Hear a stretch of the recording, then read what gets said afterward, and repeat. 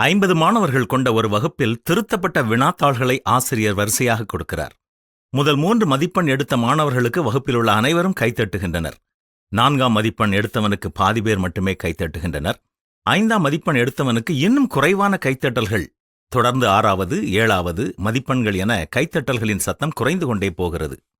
ஆனால் ஒரே ஒரு மாணவன் மட்டும் தொடர்ந்து எல்லோருக்கும் கைத்தட்டிக் கொண்டே இருக்கிறான். வகுப்பில் இறுதி மதிப்பெண் எடுத்த மாணவன் என்று அந்த மாணவனை ஆசிரியர் அழைக்கிறார். வகுப்பில் இப்பொழுது கைத்தட்டல் சத்தமே இல்லை. வகுப்பே பேர் அமைதியாக இருக்கிறது. சில நொடிகளில் கைத்தட்டல் சத்தம் ஒவ்வொன்றாக ஆரம்பிக்கிறது. நமக்காக இவன் கைத்தட்டி ஊக்குவித்தானே, இவனுக்கு நாமும் கைத்தட்ட வேண்டும் என்று ஒரு மாணவன் கைத்தட்ட ஆரம்பிக்கிறான்.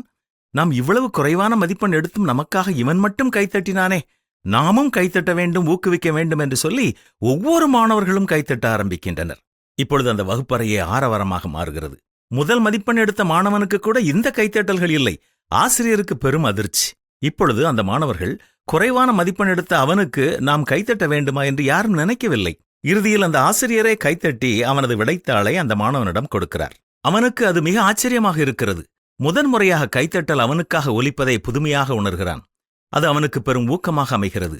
அந்த கைத்தட்டல்களின் ஒலிக்காக தொடர்ந்து படிக்கிறான். அடுத்த முறை தேர்வில் எல்லா பாடங்களிலும் நல்ல மதிப்பெண்களை பெறுகிறான். நாம் எல்லோருமே ஏதோ ஒரு வகையில் அங்கீகாரத்தையும் பாராட்டுகளையும் எதிர்பார்க்கிறோம் இல்லையா? நம்மால் முடிகிறதோ இல்லையோ, அடுத்தவர்களை பாராட்டி ஊக்குவிப்பது என்பது மிகப்பெரிய விஷயம்.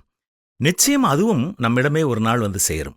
மனுஷர் உங்களுக்கு எவைகளை செய்ய வேண்டுமென்று நீங்கள் விரும்புகிறீர்களோ அதையே நீங்களும் மற்றவர்களுக்கு செய்யுங்கள் என்றுதான் பரிசுத்த வேதமும் நமக்கு கற்றுத்தரும் சத்தியம். நாம் மற்றவர்களிடம் எதிர்பார்க்கும் செயல்களை மற்றவர்கள் எதிர்பாராவிட்டாலும் அவர்களுக்கு செய்து நாமும் மகிழ்ச்சியோடு வாழ்வோமா?